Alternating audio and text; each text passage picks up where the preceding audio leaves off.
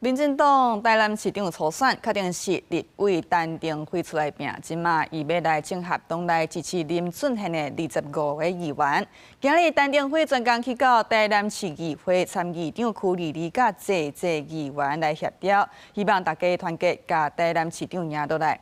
不过党团党长有提出胜选的3点协议书，陈定辉伊干那口头尊重，并无签名联署。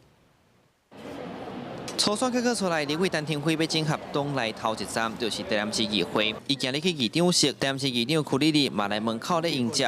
这场关门的会议当中，包含议长区里里、甲民进党议会党团侪位原本支持林俊宪的议员，拢针对所落来团结合作，目标年底要赢这场选举做交流。我相信，我们对于每一个人，我们都会亲自来倾听，那也了解他们的想法。所以今天就是正式安排时间，来向我们的议长、副议长来做一个拜访。后来议长区里里强调，双边针对党内团结拢有共识。其中民进党团23个议员提出共同声明，第一点的合议是针对陈定辉甲郭信良的关系爱做切断。另外，未来议长的产生爱由议员自行决定，较袂当帮国民党甲其他党一位候选人做选。陈定辉表示会尊重，不过落尾伊并无签名。很可惜我们有。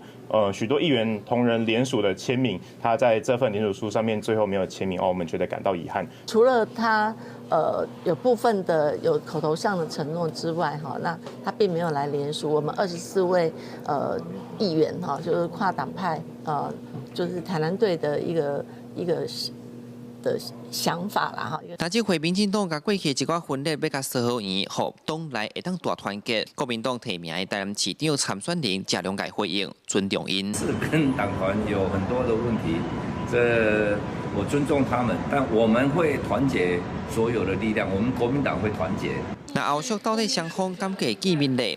区里里讲连年就要开始议员的初选啊。那陈定辉回应，这场会面虽然是伊赢初选了后，头开参党内议长甲党团成员见面，那私底下沟通对中央到地方拢已经有咧安排进行。陈定辉对年底市长选战有信心，通伫年底台南市长选战会当拍甲真车赢、真光彩。记者出台南采访报道。